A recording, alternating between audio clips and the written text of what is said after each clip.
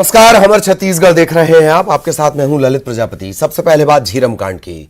9वीं बरसी पर जगदलपुर के लालबाग मैदान में सीएम भूपेश बघेल ने शहीद कांग्रेस नेताओं और जवानों को श्रद्धांजलि दी। इस साल हर साल की तरह इस साल भी सीएम भूपेश बघेल ने बस्तर को शांति का टापू बनाने के लिए लोगों को शपथ दिलवाई। सीएम भूपेश बघेल ने कहा कि झीरम घाटी कांड के जिन दोषियों को जेल के अंदर होना चाहिए था, वे बाहर घूम रहे हैं। हर साल की तरह इस साल भी हम शपथ लेते हैं कि बस्तर को शांति का टापू बनाना है, शहीदों के सपने को पूरा करना है। सीएम ने यह भी कहा कि छत्तीसगढ़ में हर किसी के साथ न्याय हो रहा है। आज हमारे नेता होते तो बहुत खुश होते। सीएम ने झीरम के शहीदों को नमन करते हुए जगदलपुर में बनाए गए झीरम घाटी शहीद स्मारक को लोकार्पित किया।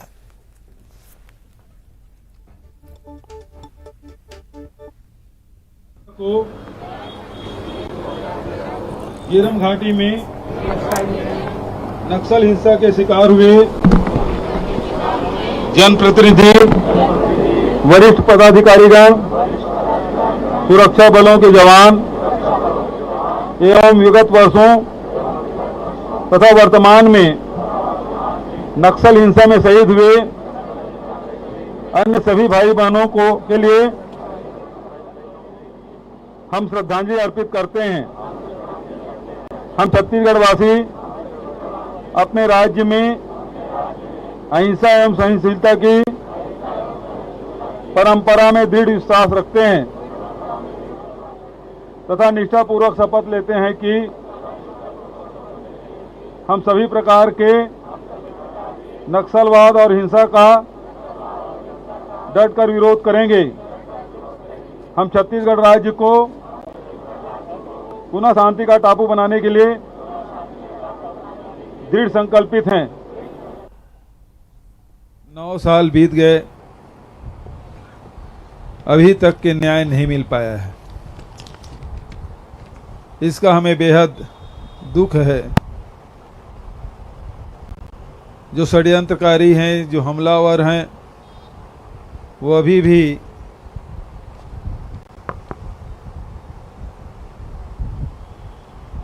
बाहर घूम रहे हैं, जबकि होना था उन्हें जेल के सलाखों के पीछे। मैं इस अवसर पर शहीद परिवार के सभी सदस्यों को नमन करता हूं। शहीदों के स्मृति में जगदलपुर में शहीद पार्क रिकॉर्ड समय में बनाया गया और जनता के लिए उसे समर्पित किया गया है। हर साल की भांति इस साल भी नक्सलवाद, आतंकवाद के खिलाफ शपथ लिए हैं। छत्तीसगढ़ और हमारा बस्तर जो शांति के टापू है, उसको बहाल करने का सबने शपथ लिया है। आज छत्तीसगढ़ में किसानों के साथ न्याय हो रहा है, मजदूरों के साथ न्याय हो रहा है, हमारे वनों में रहने वाले आदिवासियों के साथ न्याय हो रहा है। बस्तर फिर शांति।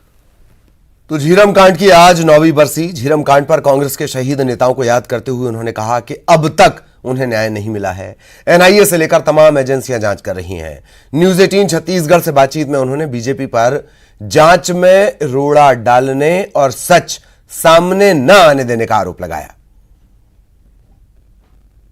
भूपेश बघेल हमारे साथ हैं। सर, आज बस्तर में आप हैं और झीरम को 9 साल हो गए, कैसे याद कर रहे हैं?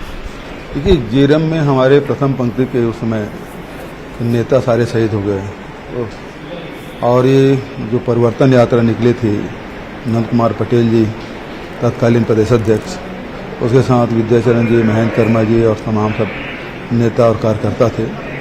और पूरी दुनिया के सबसे बड़े राजनेता का नरसंहार कहा जा सकता है। इतने बड़ी संख्या में पहली बार हुआ। लेकिन जिस प्रकार से एनआईए की जांच है और जिस प्रकार से लीपापोती हुई है, वो बेहद दुर्भाग्यजनक है।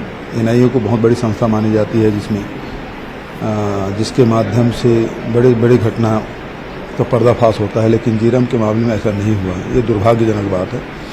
दूसरा ये है कि भारतीय जनता पार्टी लगातार जब हम जांच करने की कोशिश करते हैं राज्य सरकार की ओर से, तो वो अड़ंगे लगातार लगा रही है, चाहे वो एनआईए कोर्ट में जाए, चाहे भारतीय जनता पार्टी के नेता कोर्ट में जाए।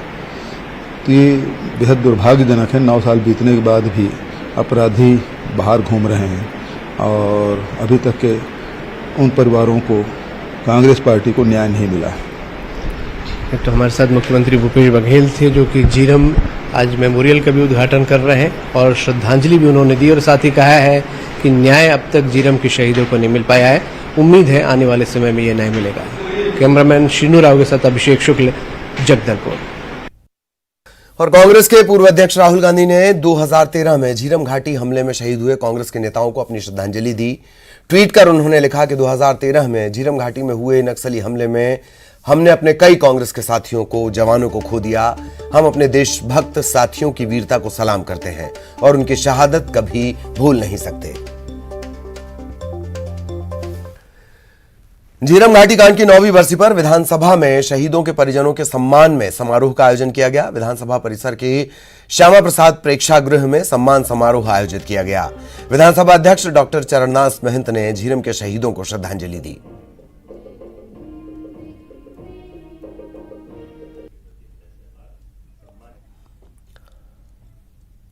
तो कांग्रेस दफ्तर में भी जो सुरक्षा बल के जवान शहीद हुए थे, कांग्रेस के नेता शहीद हुए थे, उन्हें श्रद्धांजलि दी गई।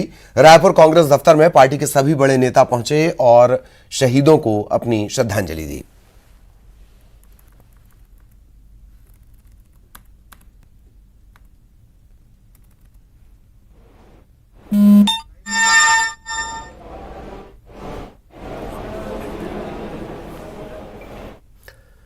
और हमारे वरिष्ठ सहयोगी अभिषेक शुक्ल इस वक्त हमारे साथ जुड़े हुए हैं, उनके पास आपको लिए चलेंगे।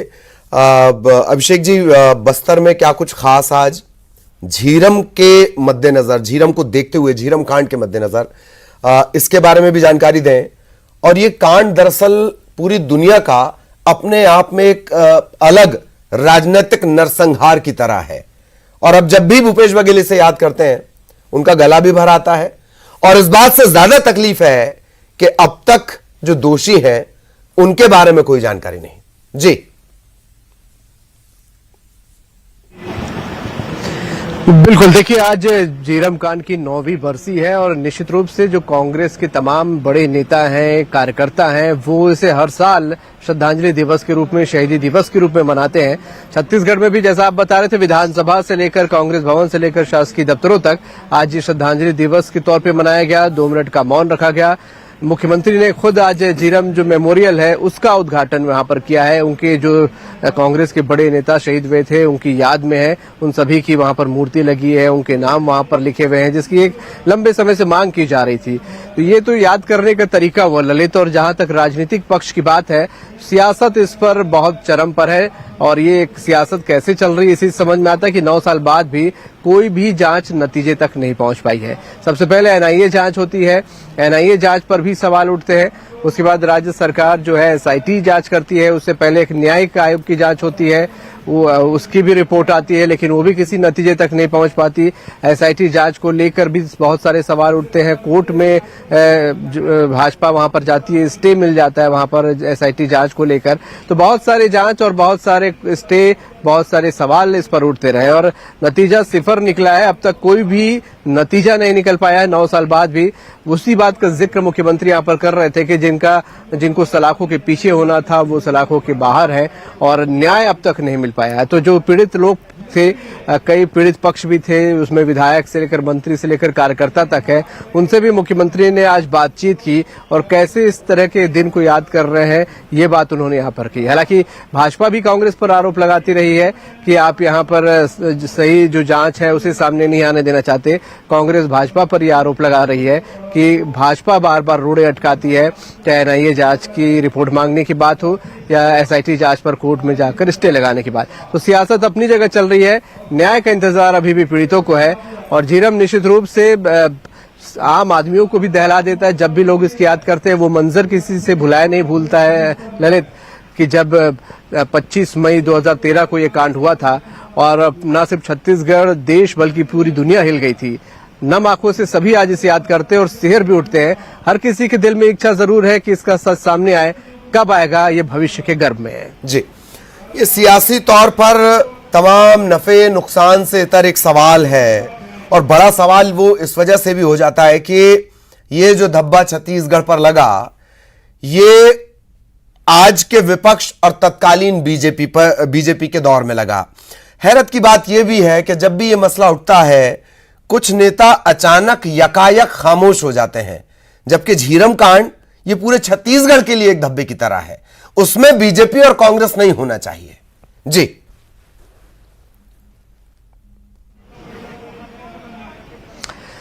ललित, ये बहुत सारे एक्चुअली जो जांच है इसमें कई सारे पक्षों की जांच हुई थी। एनआईए जांच कर रही थी अपने पहलू से, उसके बाद न्यायिक जांच भी हुई। न्यायिक जांच में भी कई सारे पहलुओं को सामने लाने की कोशिश की गई, लेकिन तब भी कहा गया कि बहुत सारे गवाहों को इसमें नहीं बुलाया गया।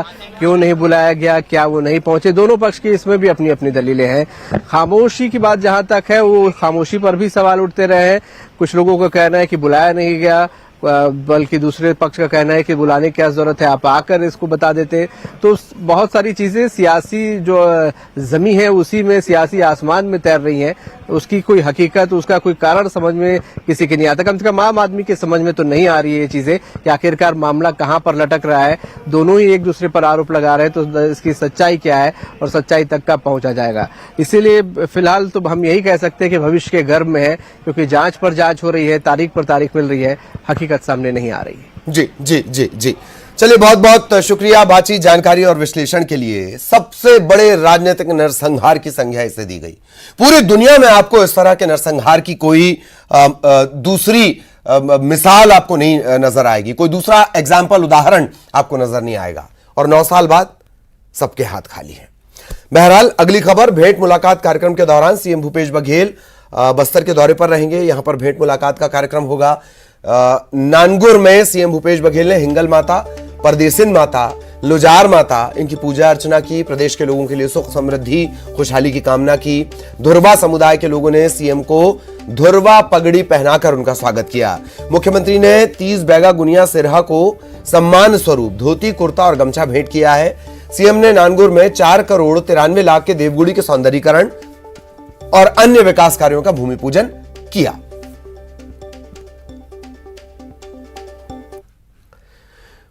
और अब रायपुर से बड़ी खबर, पीसीसी अल्पसंख्यक विभाग के प्रदेश अध्यक्ष की नियुक्ति हो गई है। अमीन मेमन पीसीसी अल्पसंख्यक विभाग के प्रदेश अध्यक्ष बनाए गए हैं। एआईसीसी ने इसका आदेश भी जारी कर दिया गया है। अमीन मेमन को जिम्मेदारी दी गई है। अल्पसंख्यक विभाग के प्रदेश अध्यक्ष, एआईसीसी ने ये जारी भी कर दिया है, आदेश भी जारी कर दिया है। अमीन मेमन अल्पसंख्यक विभाग के प्रदेश अध्यक्ष।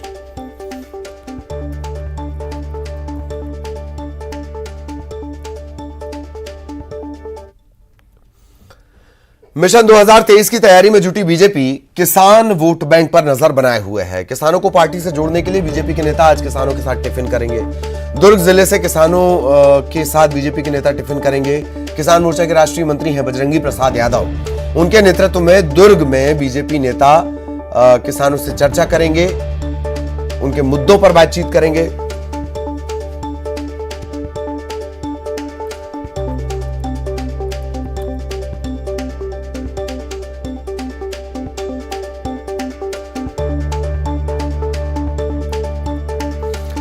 सहयोगी देवव्रत इस वक्त हमारे साथ जुड़े हुए हैं। देवव्रत के पास आपको सीधे लिए चलेंगे। देवव्रत, टिफिन पर चर्चा, टिफिन के दौरान चर्चा, क्या कुछ खास?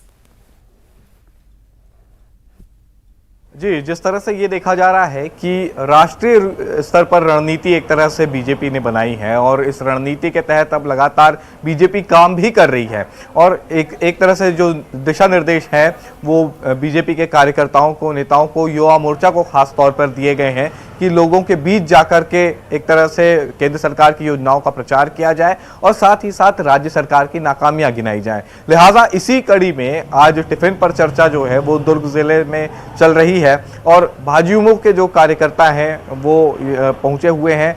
घर से अपना टिफिन बना करके किसानों के खेतों तक के ये पहुंच रहे हैं और वहां पर किसानों के साथ बैठ करके चर्चा कर रहे हैं कि किस तरह से केंद्र सरकार की योजनाओं का लाभ किसानों को मिल रहा है, इसकी जानकारी दे रहे हैं। और इसके अलावा एक तरह से ये भी कोशिश रहेगी उनकी कि राज्य सरकार की नाकामियां भी किसानों को गिनाई जाए। एक बात यहाँ पर और भी कि इससे पहले ही बीजेपी का एक और प्रदर्शन हमने खाद को लेकर के देखा था, जिसमें खाद में मिट्टी मिले होने की शिकायत को लेकर के बीजेपी लगातार प्रदर्शन कर रही थी। तो इन दिनों जो बीजेपी के फोकस में है वो किसान वर्ग है और किसानों को साधने की कोशिश यहाँ पर की जा रही है। और इसलिए अपनी जो केंद्र सरकार की योजनाएं हैं उसका तो प्रचार किया ही जा रहा है, लेकिन सरकार की खामियों को खोज कर भी किसानों को यह बताया जा रहा है कि आखिर किसानों को क्या क्या नुकसान जो है वो इस सरकार के दौरान झेलना पड़ रहा है। तो एक स्ट्रेटेजी के तहत यहाँ पर बीजेपी काम कर रही है और क्योंकि 2023 में चुनाव में भी जाना है, लिहाजा ये सारी स्ट्रेटेजीज कितनी काम आती है, टिफिन पे चर्चा के दौरान किया गया संवाद क्या वाकई किसान मतदाताओं के मन में उतरता है, ये देखने वाली बात होगी। लेकिन इतना जरूर है कि अभी जो बीजेपी एक तरह से इलेक्शन मोड में है और उसी के एक स्ट्रेटेजी के थ्रू ये पूरा काम कर रही है और सारे आयोजन जो है वो हो रहे हैं। जी, टिफिन के सहारे सियासी टेंट। बहुत बहुत शुक्रिया आपका इस तमाम जानकारी के लिए। देवव्रत विस्तार से जानकारी दे रहे थे। अब बिलासपुर का रुख कर रहे हैं। बीजेपी ने कलेक्ट्रेट का घेराव किया है। पूर्व मंत्री अमर अग्रवाल के नेतृत्व में कार्यकर्ता कलेक्ट्रेट पहुंचे हैं। बिजली कटौती, स्मार्ट सिटी, ऐसे मुद्दों को लेकर ज्ञापन दिया गया है। कलेक्टर से मांगे जल्द पूरी करने की मांग बीजेपी ने की है।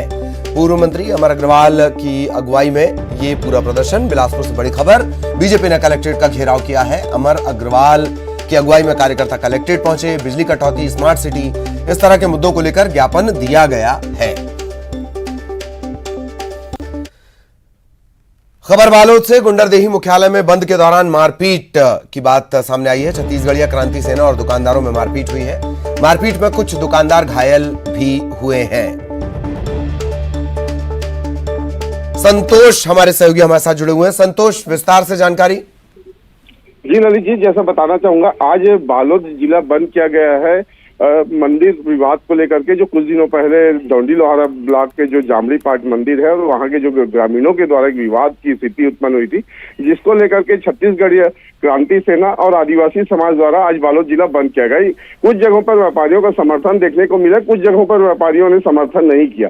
और इस बीच जो गुंडागर्दी से जो तस्वीर जो निकलकर सामने आई है, वहां के जो व्यापारियों ने इस बंद का समर्थन नहीं करने पर जो क्रांतिकारी सेना के जो वहां पे जो संगठन से जुड़े लोग थे, उनके द्वारा जबरदस्ती दुकान बंद किया गया और बंद कराने के दौरान जब व्यापारियों ने इसका विरोध किया तो उनसे मारपीट गई। इस दौरान कुछ लोगों को चोट भी आई है और लॉ एंड ऑर्डर की स्थिति निर्मित हुई है। हालांकि पुलिस पूरे मौके पर मौजूद है, लेकिन स्थिति अभी भी पूरी तरह से काबू में नहीं है। जी। चलिए, आप लगातार नजर बनाए रखें, आगे भी आपके जरिए अपडेट अपने दर्शकों तक पहुंचाएंगे। बात नौतपा की करेंगे।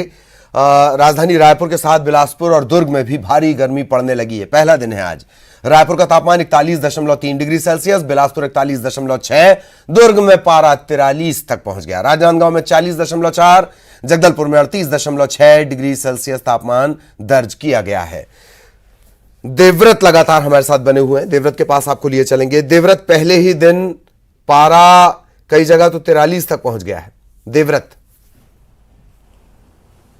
जी बिल्कुल, और मौसम विभाग ने एक तरह से आशंका जताई थी कि नौतपा का, हालांकि मौसम विभाग नौतपा को बहुत ज़्यादा नहीं मानता है, लेकिन आने वाले जो दिनों की भविष्यवाणी यहाँ पर की गई थी उसमें ये बताया गया था कि पारा जो है वो 40 डिग्री के पार जा सकता है। और एक तरह से राजधानी रायपुर का जो तापमान है वो 41 डिग्री के करीब पहुंच गया है। दुर्ग अभी फिलहाल 43 डिग्री है और यही हाल जो है वो बिलासपुर मुंगेली जिले का भी है, जो इस ये कहा जा सकता है कि गर्मी में सबसे ज़्यादा तपिश मुंगेली और बिलासपुर जिले के लोगों को झेलनी पड़ रही है। आने वाले दिन जो है वो और भी ज़्यादा तपा सकते हैं, लेकिन एक राहत की बात यहाँ पर यह भी रहेगी कि एक तरह से शाम को जो तापमान है उसमें कुछ कमी आ सकती है, और वो इसलिए क्योंकि लगातार छत्तीसगढ़ में मौसम परिवर्तन देखने को मिल रहा है और कई जिलों में अंधड़ बारिश हो सकती है और ये स्थिति शाम के समय बनेगी। तो मौसम विभाग ने कई जिलों के लिए चेतावनी भी जारी की है कि अंधड़ बारिश की स्थिति हो सकती है, लेकिन साथ साथ दिन भर जो गर्मी है उससे लोगों को परेशानी हो सकती है और शाम को उमस का सामना लोगों को करना होगा। जी, बहुत सावधान रहने की जरूरत। बहुत बहुत शुक्रिया देवव्रत। और इसी के साथ इस बुलेटिन में इतना ही। खबरें जारी रहेंगी।